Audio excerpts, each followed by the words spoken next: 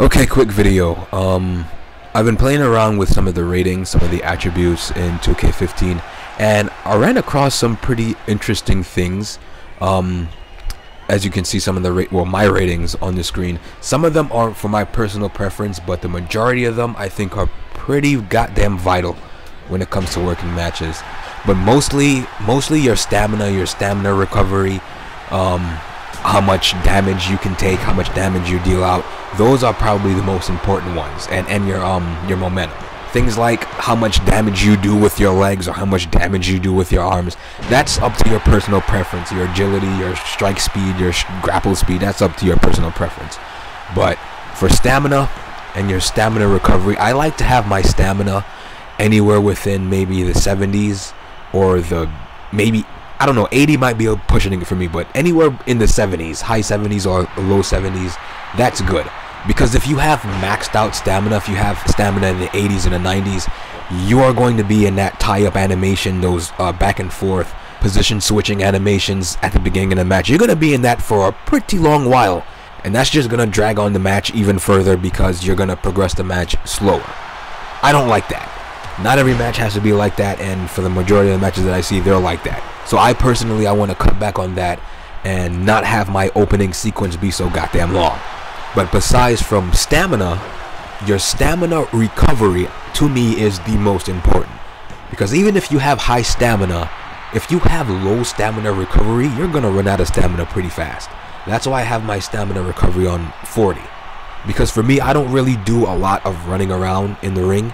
I do my high spots in spurts. They're kind of separated between each other, so I can get away with having low stamina recovery and low stamina. And the reason why I have both my stamina and my stamina recovery so low is because it progresses the match. I get gassed about maybe 5 minutes in, and that's good. That's, for me, that's perfect. I want to be gassed 5 minutes in, because 5 minutes in, I'm gonna try to wrap the match up. So me being tired around that time, that works perfectly for me. Now, damage recovery. You're probably looking at damage recovery and you're probably confused as hell as to why it's on 1. The reason why I have my damage recovery on 1 is because it lets me stay on the ground longer than it would make me stay on the ground if it were higher than that. I noticed that when my damage recovery was higher, I wouldn't stay down as long as I would want to.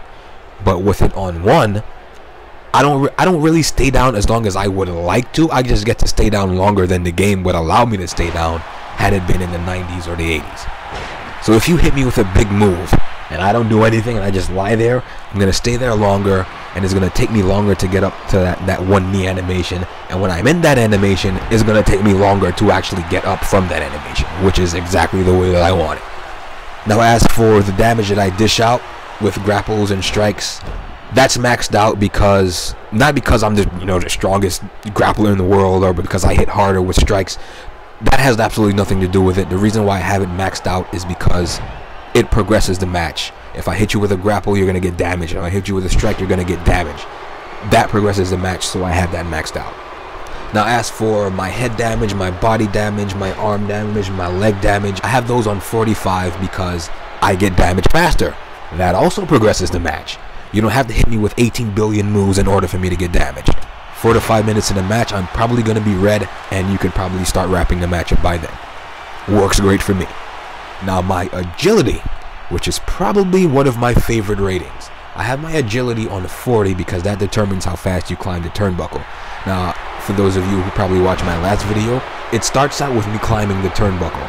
And it took me, I think it was 18 or 13 seconds it took me to climb that goddamn turnbuckle. And the animation that they give you to climb the turnbuckle when you don't have any stamina, it is absolutely beautiful. And the slower it is, the more dramatic it looks.